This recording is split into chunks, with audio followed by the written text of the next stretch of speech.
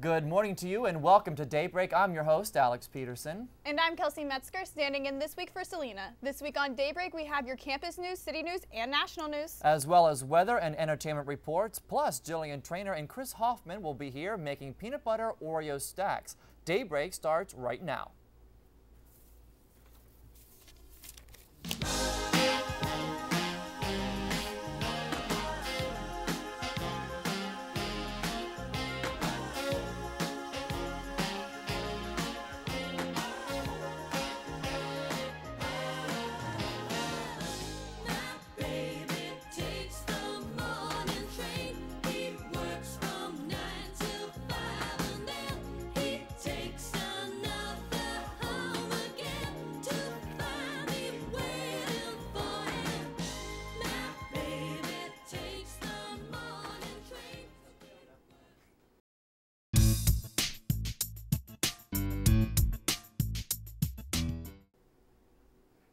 In campus news this week, spring break is just a few weeks away, and although many may be flying home to visit family or escaping to a relaxing vacation, some Point Park students plan on spending their time helping the less fortunate.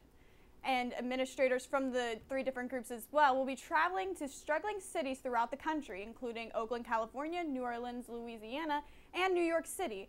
Brad Kowalczyk, the coordinator of student activities in the university's Office of Campus Life, says that he's thrilled with the amount of students interested. If you're interested in attending any of these events, contact Brad Kowalczyk, Helen Fallon, or Catherine Sipka. Good news for seniors who are graduating. According to an article in the Globe, starting in February, the Registrar's Office will launch a new website to simplify the process of graduation and commencement for the office itself and for the students. The website will make it easier to pull up the advising sheets and program guide that is available on Point Web. The sheet will show students the required courses they need to complete their major. Students can visit Commencement 2013 website by searching Commencement on Point Web. And there's a new addition to be added to the Point Cafe. Point Park's current food service distributor, Jerry Mullins, says starting in mid-February, Point Park students will be introduced to the Greens to Go program. It's made-to-order salad program that will add a healthy option to the campus food. It will offer a variety of choices for students and help to promote a healthy lifestyle. Mullins said, quote, Green to Go will offer a selection of greens, toppings, proteins, and dressing, all of which can be combined for numerous selections in a variety, end quote. Mullins also says that Greens to Go concept was a decision made by both the university and Airmark. A new idea for Greens to Go was sparked from students' feedback provided by social media and surveys. And that's it with your campus news. Here's Alec with your city news.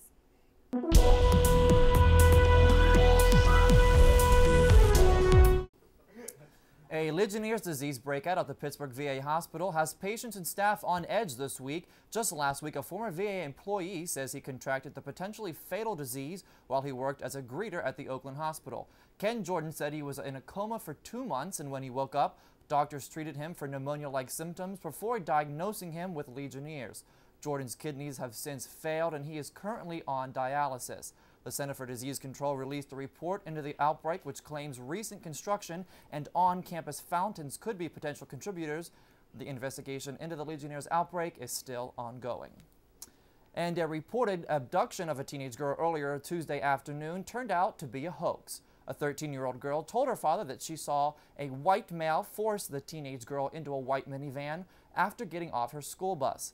Alan Ricketts said his daughter called him in a panic to report what she had seen. Ricketts told her to run and get inside the house immediately. According to Lieutenant Kevin Krause, police have investigated the report and determined the abduction never occurred. It remains unclear if the young girl will be charged for the false report.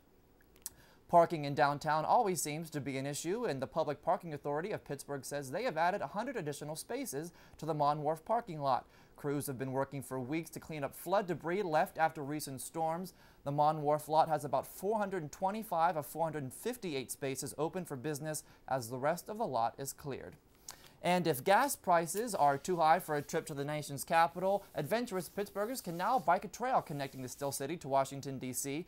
The last section of the trail is under construction near Sandcastle Water Park in West Homestead, where work needs to be completed by April 15th in time for the water park season open.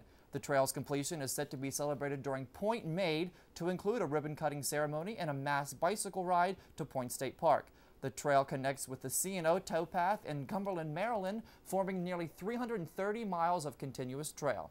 And that's all for your city news this week. Now back to Kelsie at the couch. Thanks, Alex. Next on Daybreak, we'll have a national news report and a look into the significant Pittsburgh treasure, the Monongahela Incline. We'll be right back.